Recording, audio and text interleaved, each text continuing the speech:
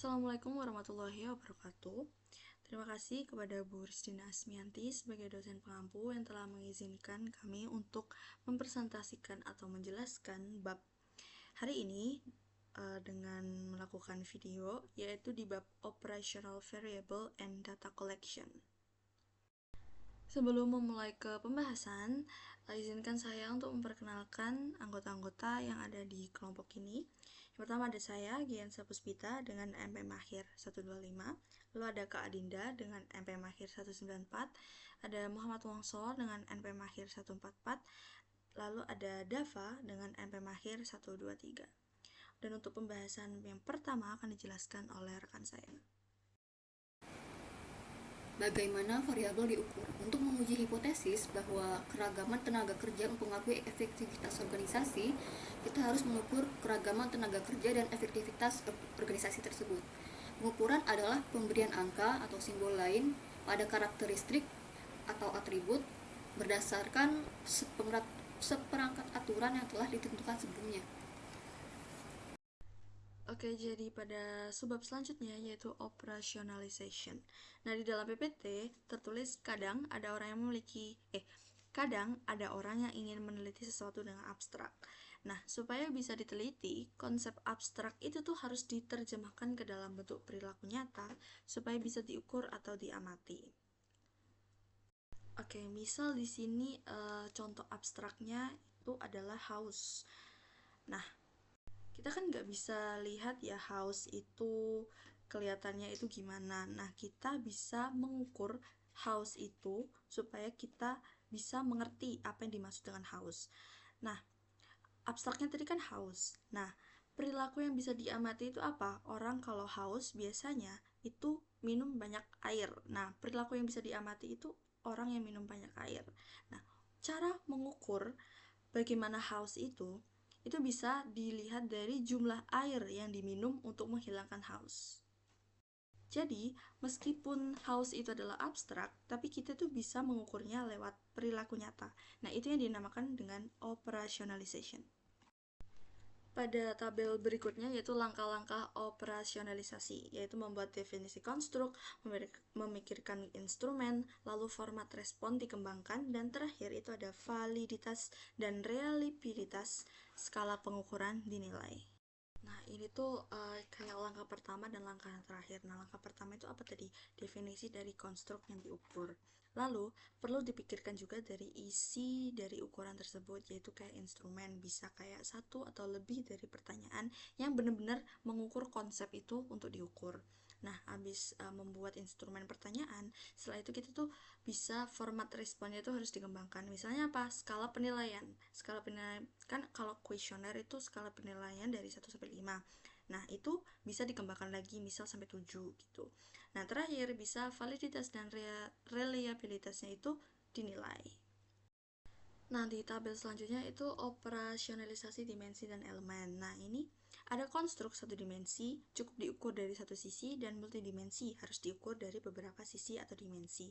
Ini maksudnya adalah, jadi kita ada dua, satu dimensi dan multidimensi. Untuk konstruk satu dimensi itu kita cukup mengukur dari satu sisi saja. Misal house tadi itu satu dimensi, hanya diukur dari jumlah minuman aja. Nah, itu tadi satu dimensi. Untuk selanjutnya yaitu multidimensi. Nah, multidimensi ini tidak hanya dari satu sisi, namun dari beberapa sisi. Contohnya itu kayak marah, agresif. Ada agresi verbal dan ada agresi fisik. Nah, agresi verbal itu kayak kita teriak, maki-maki. Nah, untuk agresi fisik itu bisa dari pukul, lempar barang. Nah, ini tuh diukur kan, bisa diukur dari beberapa dimensi. Nah, itu yang dinamakan multidimensi. Karena apa? Karena jika cuman dari satu dimensi aja atau satu sudut pandang aja, itu tidak valid untuk keseluruhannya. Makanya ada yang dinamakan satu dimensi dan dinamakan multidimensi. Jadi inti sederhananya yaitu operasionalisasi ini tuh seperti kayak kita menerjemahkan dari sesuatu yang abstrak atau sesuatu yang tidak bisa dijelaskan menjadi sesuatu yang bisa diukur. Nah, caranya gimana? Caranya itu abstrak tadi kalian analisis perilaku nyatanya itu gimana, lalu kalian bisa mengukurnya dengan kayak misal pertanyaan atau item-item, lalu pastikan pertanyaan tersebut ada jawaban. Nah, itu skala jawabannya. Lalu setelah menemukan skala jawabannya, kalian harus uji validitas dan reliabilitasnya. Oke, tadi kan sudah dibahas mengenai dimensi dan elemen. Sekarang dimensi motivasi berprestasi. Nah, ini tuh di dalam buku itu ada diagram. Nah, di sini saya menulis hanya di D1 sampai D5. D1 itu apa? D1 orientasi. Ini berhubungan berkaitan dengan pekerjaan ya. Jadi yang pertama, orientasi terhadap pekerjaan. Lalu dimensi kedua yaitu kecenderungan kesulitan relaksasi. Dimensi ketiga yaitu ketidakpuasan terhadap inefisiensi. Dimensi keempat yaitu preferensi terhadap tantangan moderat. Dan yang terakhir, dimensi kelima adalah kebutuhan akan umpan balik atau feedback. Jadi analogi simpelnya tuh seperti ini. Orang kalau memiliki motivasi yang tinggi, biasanya itu ciri-cirinya kayak gini. Dimensi yang pertama. Jadi apa tadi? Didorong oleh pekerjaan, orientasi terhadap pekerjaan. Nah, ini tuh didorong oleh pekerjaan kayak kerja terus, sulit berhenti, jadi kerja terus. Nah, yang kedua, dimensi kedua itu kecenderungan kesulitan relaksasi, tidak suka bersantai, nggak suka relaksan, jadi kayak jarang mau santai, pikirannya itu terus kepada pekerjaan itu.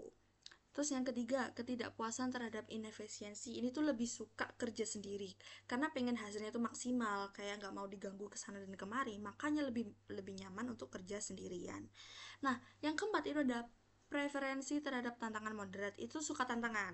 Jadi motivasi tinggi selanjutnya itu kayak kita tuh punya apa ya? Punya keinginan untuk memilih pekerjaan yang lebih menantang. Jadi kayak mustahil sukses deh, tapi kayaknya bisa. Nah, untuk yang terakhir yaitu kebutuhan akan feedback. Jadi kita butuh feedback nih, pengen tahu sejauh mana kemajuan mereka, kayak pengen tahu pengen tahu sejauh mana sih kemajuan kita itu terhadap pekerjaan ini gitu. Nah, setiap dimensi-dimensi ini tentu ada cara ukurnya. Jadi, misalnya yang pertama itu didorong pekerjaan ya. Didorong pekerjaan itu cara ukurnya itu gimana? Dari jam kerja. Jam kerja, tingkat ketekunan, dan frekuensi cutinya itu bisa diukur. Nah, untuk yang kedua itu sulit untuk rileks tadi ya. Nah, itu bisa diukur dari pertanyaan yang pertama kayak seberapa sering kamu kepikiran kerja di luar kantor. Nah, itu bisa diukur. Nah, untuk yang dimensi yang terakhir atau kebutuhan akan feedback itu juga kalian bisa mengukurnya dari seberapa sering sih mereka itu mencari feedback dari beberapa bulannya sebelum-sebelumnya. Ada yang sering banget, ada yang hampir nggak pernah. Kalau sering banget itu berarti motivasinya tinggi. Kalau nggak pernah sama sekali berarti motivasinya rendah. Seperti itu. Nah, di sini di tabel selanjutnya itu apa yang bukan operasionalisasi. Sukses tidak sama dengan motivasi. Apa sih maksudnya? Jadi di sini saya itu menganalogikan ya, misal kesuksesan kerja itu bukan bagian dari motivasi berprestasi. Karena apa? Karena orang yang termotivasi tinggi itu cenderung sukses, tapi sukses itu hasil atau akibat, bukan ciri motivasi itu sendiri. Jadi kalau kita mengukur motivasi lewat hasil kerja, sebenarnya itu kita sedang mengukur kinerja, bukan motivasi. Jadi gimana sih? Jadi operasionalisasi itu fokus ke perilaku yang bisa diamati langsung, bukan akibat. Jadi prosesnya langsung, bukan akibatnya. Kayak sukses atau gagalnya itu bukan. Jadi prosesnya, kita melalui proses itulah dinamakan operasionalisasi. Oke, untuk subbab selanjutnya akan dijelaskan oleh teman saya. 4 jenis timbangan. Pengukuran berarti mengumpulkan data dalam bentuk angka. Skala adalah alat atau mekanisme yang digunakan untuk membedakan individu berdasarkan perbedaan mereka satu sama lain dalam variabel yang menjadi fokus penelitian. Penskalaan melibatkan penciptaan suatu kontinum tempat objek-objek kita berada. Yang pertama, ada skala nominal, yaitu skala yang memungkinkan peneliti untuk mengelompokkan subjek ke dalam kategori atau kelompok tertentu. Misalnya, terkait variabel jenis kelamin, responden dapat dikelompokkan menjadi 2 kategori, yaitu laki-laki dan perempuan. Kedua kelompok ini dapat diberi kode angka 1 dan 2. Yang kedua ada skala ordinal. Skala ordinal akan digunakan untuk variabel apapun yang kategorinya harus diurutkan berdasarkan preferensi tertentu. Preferensi akan diurutkan, misalnya dari terbaik hingga terburuk, pertama hingga terakhir, dan diberi nomor 1, 2, dan seterusnya. Lalu yang ketiga ada skala interval. Dalam skala interval atau skala interval yang sama, jarak yang sama secara numerik pada skala tersebut mewakili nilai yang sama dalam karakteristik yang diukur, memanfaatkan perbedaan, urutan, dan kesetaraan besarnya perbedaan dan dalam variabel. Ukuran dispersinya adalah tentang defisiasi, standar, dan varians.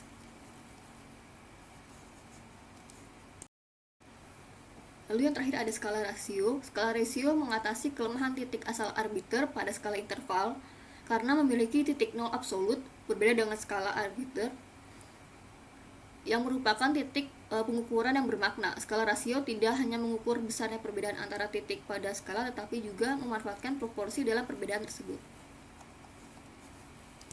Selanjutnya membahas tentang skala pengukuran yang akan digunakan di dalam suatu penelitian. Yang pertama adanya skala dikotomis, yaitu skala yang digunakan untuk memperoleh jawaban ya ataupun tidak. Contohnya seperti apakah sang responden memiliki rumah ataupun mobil dan jawabannya bisa iya ataupun tidak. Selanjutnya skala kategori, yaitu digunakan untuk menyajikan beberapa pilihan item, tetapi responden hanya diminta untuk memberikan satu jawaban yang paling sesuai. Contohnya yaitu apabila sang responden ditanyakan untuk di manakah ia tinggal di Surabayanya, jawabannya kan pasti ada Surabaya Timur, Surabaya Barat, Surabaya Tengah Kota, dan sebagainya, dan pastinya responden akan memilih salah satunya. Kemudian skala diferensial semantik, yaitu menggunakan pasangan atribut bipolar untuk mengukur sikap responden. Bipolar sendiri yaitu berupa kata sifat-sifat yang biasanya bagus ataupun buruk,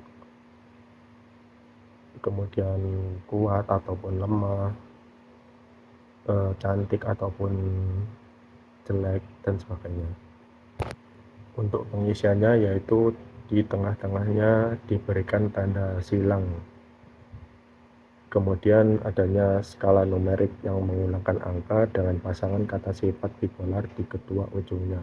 Sama seperti skala diferensial, namun bedanya menggunakan skala numerik biasanya dari 1 hingga 7 ataupun 1 hingga 5. Kemudian skala penilaian bertingkat, yaitu menggunakan skala dari 4, 5, 7, ataupun 9 poin dengan kata keterangan, dan juga dapat berupa seimbang dengan titik netral, yaitu di tengah-tengahnya, ataupun tidak seimbang seperti angka 4 ataupun yang genap. Skala ini biasanya diisi dari interval dengan tingkat kepuasan ataupun seberapa sering kita melakukan, dari yang tidak sering ataupun tidak pernah hingga yang paling sering. Kemudian skala Likert yang digunakan untuk mengukur tingkat persetujuan responden terhadap pernyataan, biasanya ditujukan dengan 5 poin. Skala Likert ini dimulai dari 1 hingga 5 dan menunjukkan apakah responden ini sangat setuju dengan pernyataan. Jadi nilai 5 itu sangat setuju dan 1 yaitu tidak setuju. Selanjutnya skala jumlah tetap atau konstan, yaitu membagi sejumlah poin tertentu yang biasanya ditunjukkan dengan poin sebesar 100 ke berbagai item sesuai prioritas atau kepentingannya, yang biasanya diberikan pilihan yaitu antara harta, tahta, wanita. Nah itu nanti dibagi dengan 100-nya, semisal harta 50, tahta 50, tahtanya 30, wanitanya 20. Selanjutnya skala stapel, yaitu mengukur arah dan intensitas sikap dengan karakteristik studi ditempatkan di tengah, serta rentangnya itu +3 hingga -3. Biasanya ditunjukkan dengan misal adanya produk inovasi itu dinilai dari -1 hingga -3 ataupun +1 hingga +3. Selanjutnya, skala penilaian grafis, yaitu pengukuran dengan memberi tanda pada garis untuk menunjukkan jawaban. Biasanya juga dapat berupa gambar seperti senyum ataupun cemberut yang menunjukkan penilaian buruk ataupun baik jika senyum. Kemudian adanya skala konsensus, yaitu penilaian panel yang memilih item relevan untuk mengukur suatu konsep. Item kemudian diuji validitas dan reliabilitasnya, lalu digunakan untuk membentuk skala. Adapun contoh skala pengukuran yang lainnya seperti multidimensi, di mana berisi objek, masyarakat, ataupun orang, atau keduanya yang ditunjukkan secara visual dan dianalisis bersamaan. Kemudian membahas tentang skala peringkat. Skala peringkat ini digunakan untuk melihat preferensi antar item yang bersifat ordinal, tetapi hasilnya tidak selalu memberi jawaban yang pasti. Seperti jika 35% responden memilih produk A, 25% produk B, dan 20% masing-masing produk C dan D. Maka manajer juga tidak bisa langsung menyimpulkan produk A yang paling disukai karena 65% tidak memilihnya. Oleh karena itu diperlukan metode alternatif di antaranya. Yang pertama, perbandingan berpasangan, yaitu digunakan untuk menilai preferensi dalam membandingkan dua objek sekaligus.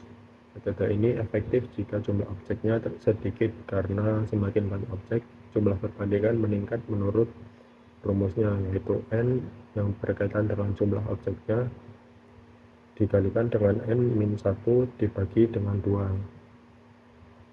Alternatif yang kedua yaitu pilihan memaksa, yang memungkinkan untuk responden memberikan peringkat objek relatif satu sama lain di antara alternatif yang disediakan, sehingga lebih mudah dilakukan terutama jika jumlah pilihannya terbatas. Hal ini memungkinkan untuk responden terpaksa memilih apa yang disuruh oleh penelitian. Selanjutnya yaitu skala komparatif, yaitu memberikan titik acuan untuk menilai sikap terhadap objek, peristiwa, ataupun situasi yang diteliti. Seperti apabila ditanyakan apakah bagus kita harus membandingkan antara stok ataupun treasury bond. Apabila terjadi volatilitas ekonomi dan kita harus memilih antara 1 hingga 5, yang 1 itu yang paling berguna dan yang nomor 5 itu yang paling tidak berguna. Nah, selanjutnya kita membahas kualitas ukuran. Nah, kualitas ukuran ini tuh berkaitan dengan sejauh mana instrumen penelitian itu mampu mengukur konsep yang memang dimaksudkan secara akurat. Nah, tujuannya itu untuk memastikan bahwa variabel yang diteliti itu benar-benar terukur, bukan hal lain yang tidak relevan. Nah, instrumen-instrumen pengukuran ini itu harus baik, dan hasil pengukuran yang baik itu akan menghasilkan data yang lebih akurat dan meningkatkan kualitas penelitian ilmiah. Nah, untuk mencapai hal ini tuh peneliti harus mengevaluasi apa alat ukur sudah tepat dalam merepresentasikan dimensi variabel, bebas dari kesalahan dan sesuai dengan konsep yang ingin diukur. Nah, terus lanjut ke analisis item. Nah, analisis ini tuh digunakan untuk menilai apakah setiap butir pertanyaan dalam instrumen memang pantas dipakai. Nah, setiap item ini dianalisis berdasarkan kemampuannya membedakan responden dengan skor tinggi dan rendah. Analisis ini biasanya dilakukan dengan uji T untuk melihat perbedaan signifikan antar kelompok. Nah, item yang memiliki nilai diskriminasi tinggi ini dipertahankan, sedangkan item yang kurang baik dihilangkan. Terus keabsahan. Nah, ini tuh merujuk pada sejauh mana instrumen itu benar-benar mengukur konsep yang dimaksudkan. Keabsahan ini tuh menilai apakah alat ukur tepat sasaran atau tidak. Beberapa bentuk keabsahan ini kayak konten validity, itu kayak apakah item ini tuh mencakup semua aspek konsep. Terus criterion relate validity, itu kemampuan instrumen membedakan individu sesuai kriteria tertentu, baik secara congruent maupun prediktif. Terus kayak ada juga kayak construct validity, itu kesesuaian hasil pengukuran dengan teori yang melandasi konsep tersebut. Nah, keabsahan yang baik itu menunjukkan bahwa instrumen tidak hanya konsisten tapi juga tepat dalam mengukur variabel yang diteliti. Nah, terus ada keandalan. Nah, ini tuh berkaitan dengan konsistensi hasil pengukuran. Instrumen yang reliable akan menghasilkan hasil yang stabil meski digunakan berulang kali dalam kondisi yang berbeda.